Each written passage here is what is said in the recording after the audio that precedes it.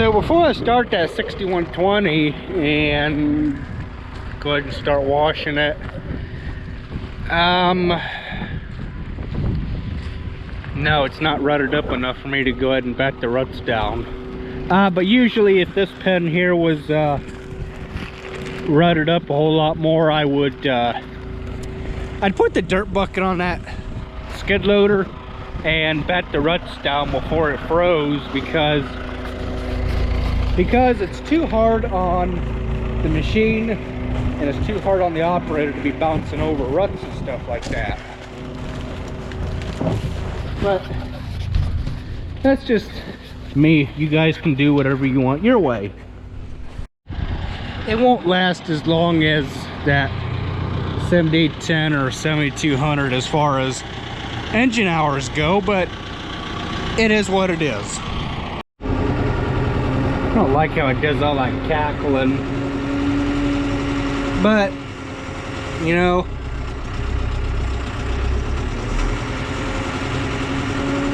it is what it is.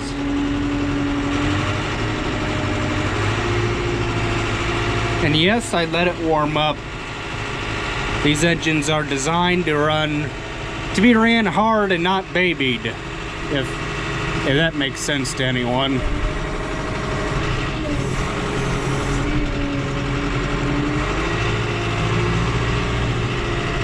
I think we'll put it right here.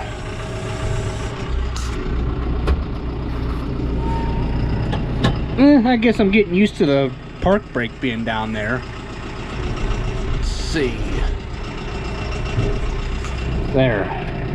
And I couldn't have got that bucket any more flat just by guessing at it. I wasn't even looking at the bucket leveler, which, it is what it is. It's getting there. It takes time.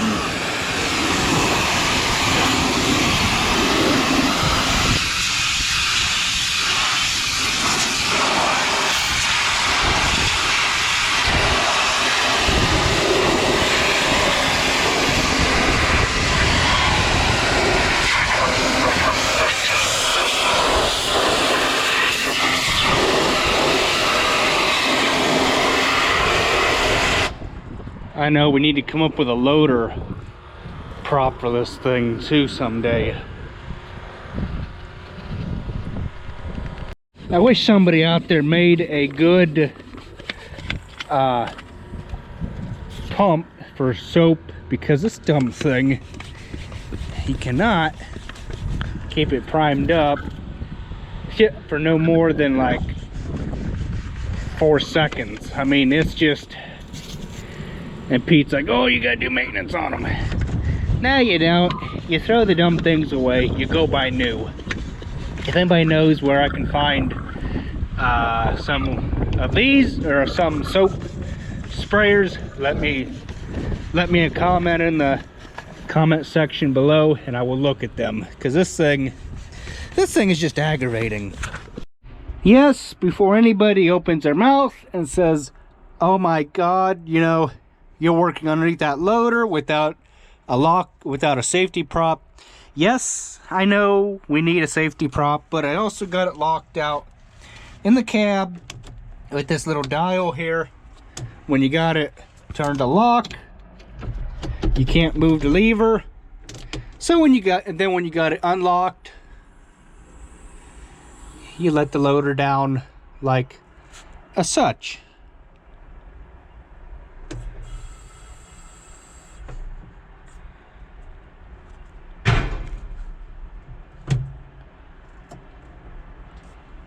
So that is that.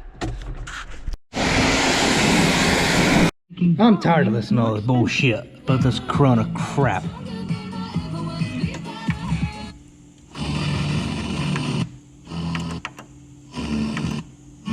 There. Oop. Let's bump that by accident. Well, so it fits on this side, but just if that door was a couple inches shorter, it wouldn't fit. So we're gonna let the thing dry in here before we start working on it.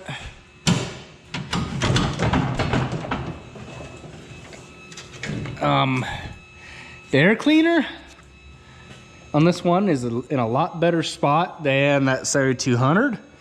I thought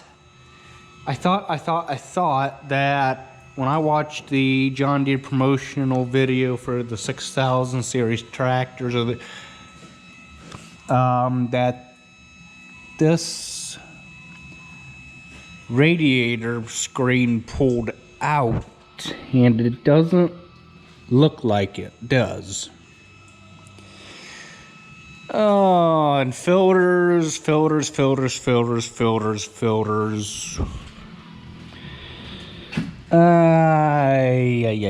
What do we got here? It looks like a water separator. Whatever the heck filter that is right there. Secondary filter or something, I don't know. But all I know is this doesn't look easy to get to. Or, holy crap. Yeah.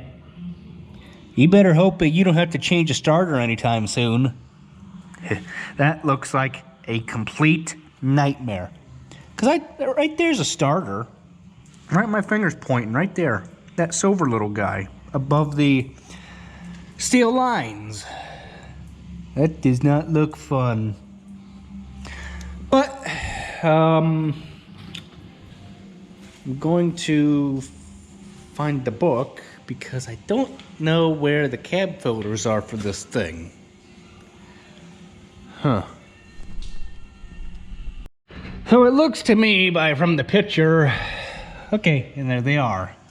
Right here is the fresh air filter up in there, and then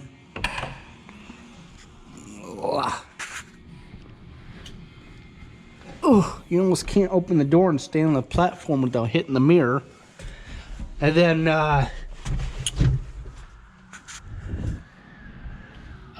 what is it? Over here it showed how you gotta take all this crap off here, and there's a filter up in here. Yeah, how the heck? That thing don't look easy to come out. Oh boy, don't make nothing easy anymore. When the word pry is involved, I'll just let somebody else do it because, yeah, we don't need it broken and then Dad yelling at me, but oh well, it is what it is. Put that there, mark a page.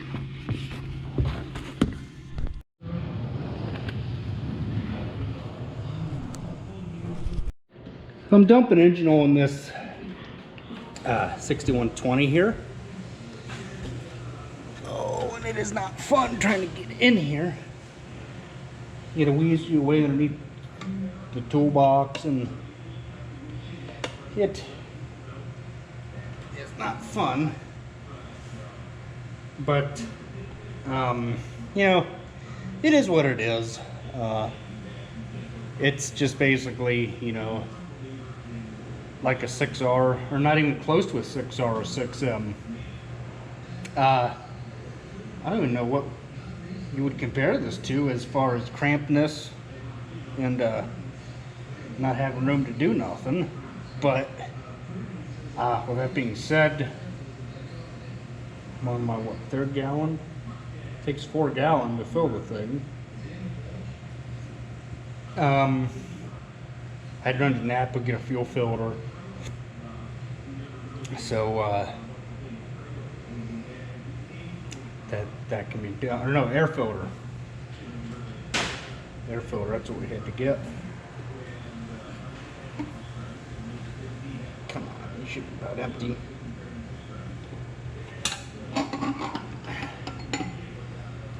Okay, now it's time to get 1 more gallon.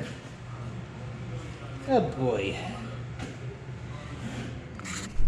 I'm gonna put this dipstick back in because, well, if you're gonna check your oil, you need a dipstick to do that.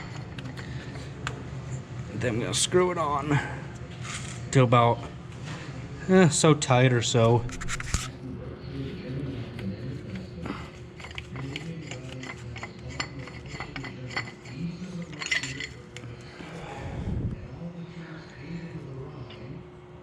It's up to the 3 hash marks. So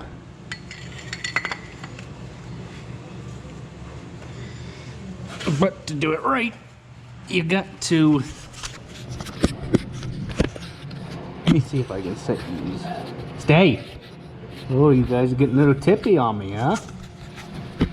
Oh boy. Put you right there.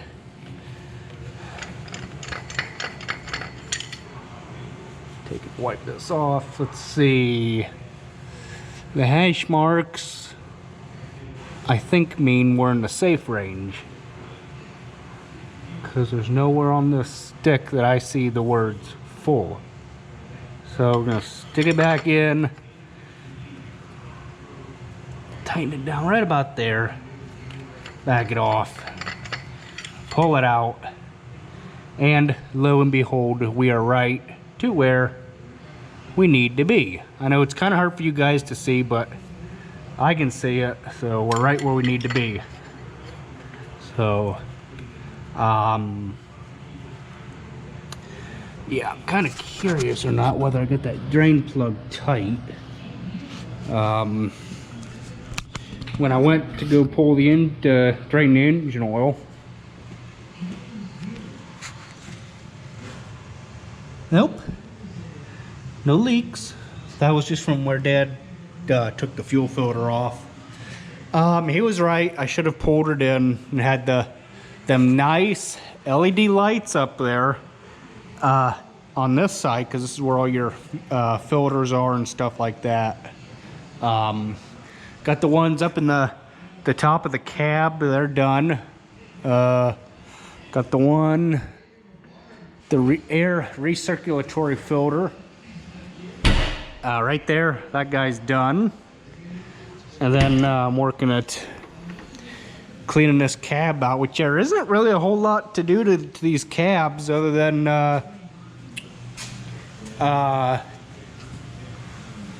yeah, sweep them out with a hand broom, and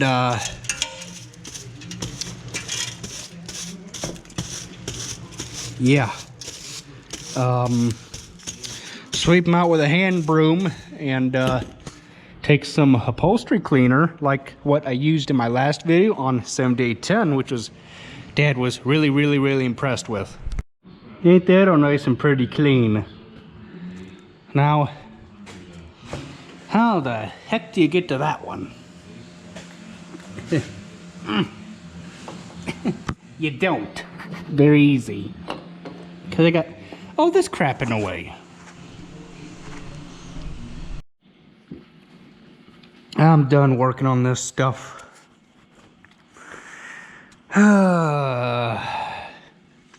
Go wait for an air filter for that thing. I started sanding on this loader tonight a little bit. A couple spots here I'm gonna touch up, and on the same side over there. Just really minor stuff on this loader. But yeah. So had to get our parts today and tomorrow because Ag Pro's going on vacation next week. Really? Why the heck does a dealership get a whole week's worth of vacation? I've never heard of that before in my life. No wonder they gotta jack their parts up so darn high, so they can pay for a whole week's worth of vacation. Jeez.